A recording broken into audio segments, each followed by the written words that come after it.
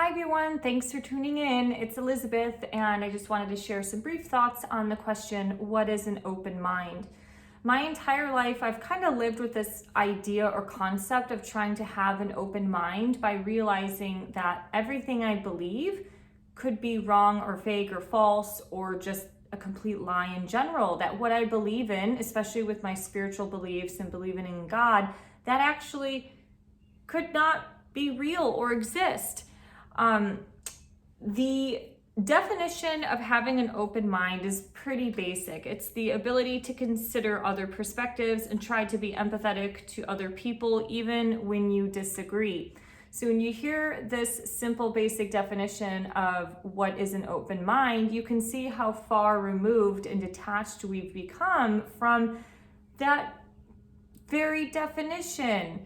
We are entering a form of society that is preaching bias opinions as well as beliefs, polarizing the kind of the right side and the left side, not only politically, but say like atheism versus a spiritual / religious mind. And you can see that as we progress into this new age, the age of Aquarius, I'm an Aquarius, so I've had to do this with myself.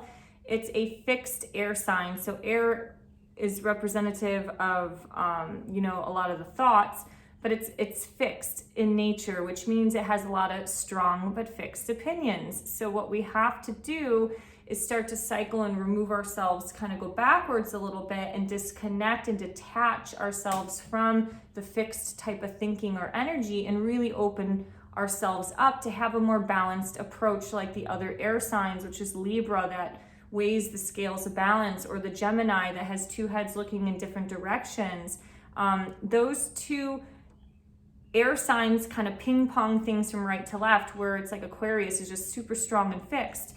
So if you can see what's happening, not only within, say, the mainstream, but if you really understand basic psychological behavior, you can see that one side of the spectrum has a deep underlining form of severe psychosis that probably not a ton of us really understand.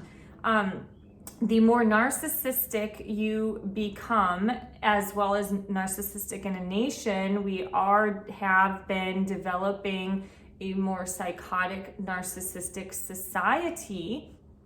We have to realize that those type of people, it's really hard to get anything across from them, because not only are they super fixed in their thinking, but with that form of chronic self-absorption and the my way or the highway type of thinking and approach, it's really difficult to get things across from people, to open up their minds, to realize that they might be wrong, or hey, there's another way of doing these things, or there's 5 ways of doing this.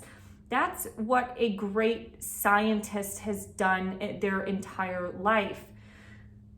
A scientist there is a hypothesis, or there is a question in nature, and you go out and try to find or study that.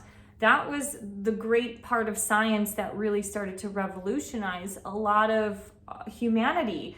However, now in this modern age, you can buy a scientist the same way you can buy a politician. And so when you do look at scientific articles, you can see who's funded them and realize how science can sway the preferred results for that research study. I think I'm going to do a different video on this, like the big science debate, because I've read so much, even in the exercise science realm, that completely goes against the grain of the education and the knowledge that you learn. So actually, a lot of being open-minded does revolve around enhancing critical thinking skills. Now, if you come to realize how the human brain is starting to evolve like a computer with an on and off button, and you just push enter and things happen, that's how our thinking and our emotional state has become. It's become very reactive. Somebody says something and it's like that enter button or that trigger button just got pushed, and then all of a sudden it's like a firework explosion of verbal vomit that comes out of people's mouths. So being open-minded allows people to not only see things from other perspectives, but it helps you gain skills such as empathy, critical thinking skills. It allows you to think rationally. It allows you to weigh various things in your life to really push the status quo, or just really push a button to your old belief systems that, like, wow, maybe this needs to change. So if you understand these certain things about having an open mind, you can start to see where certain things have been evolving, but other things are stuck and rooted. Now, I believe we are in some form of like a little perception war here, where I hear the same thing coming from this side of the spectrum as I do from this side. So everybody is like a mirror that is projecting or saying certain things. So this side saying, these people are Nazis, and then this side is saying, no, these people are Nazis. So you really have to like flip your lens of perception to really understand where these people are coming from. It's really quite this would be a great research study, because, one side thinks they're being open-minded, but it's following the mainstream narrative, which is kind of leading society into the slaughterhouse, to where this side is, the one that's open-minded by going against the grain of the status quo and the mainstream. So it's like, do you get what I'm saying? Like, both sides think they're open-minded and having these projections on the other side. So honestly, it's a complete mess, and maybe this is part of the age of misinformation or disinformation that we live in. So to have an open mind, you really, really, really have to detach from your opinions or beliefs or your biases, and just be open-minded that even if you are super fixated on something like the shot or whatever, there are bits and pieces of truth that probably support your bias, but then there might be a couple other bits and pieces that don't support it as well. We really, really have to maintain this detachment so we're not fueling and rising more egos.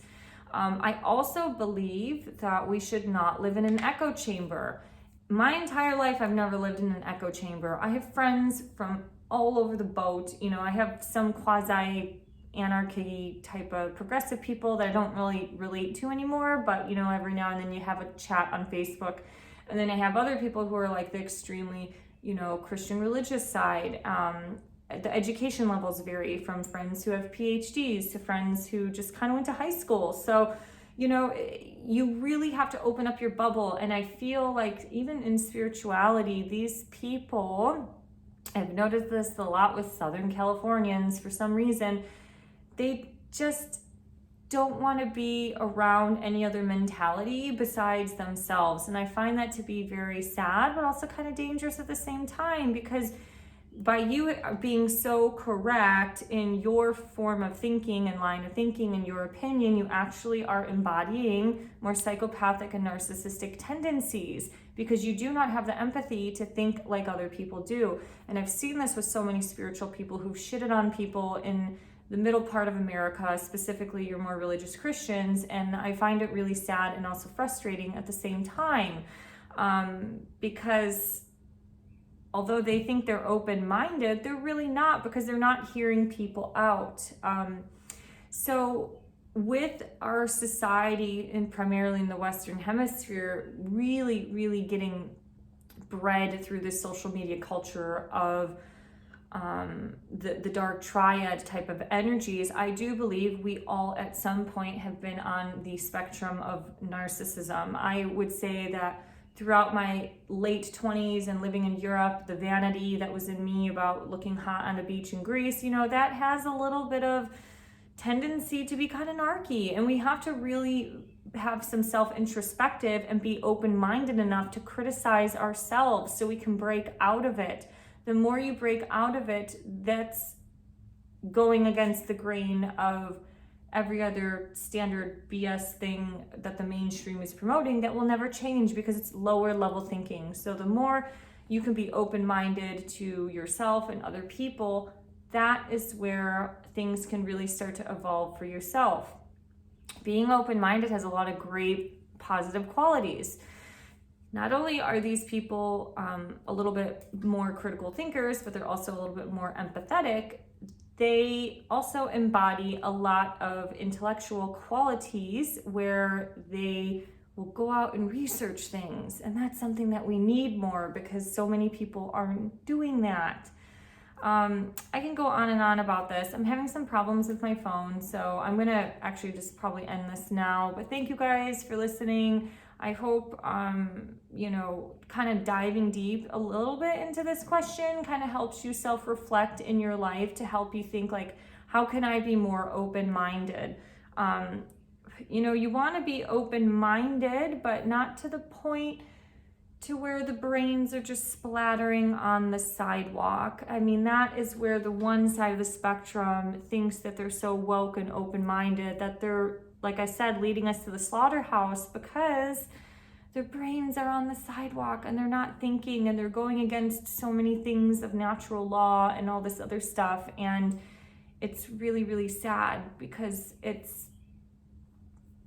they're basically the little puppets of, or what do they call it? Like the little minions of the elites that are pumping out all this stuff that's making things a lot worse. So let's have an open mind. I'm going to do other videos like on the big science debate, and let's keep our brains in our head because in reality, you can apply logic to anything. That is the difficult part of logic, is understanding what is kind of like the right way of logic and what is just the irrational side. All right, have a great day. Thank you. Bye-bye.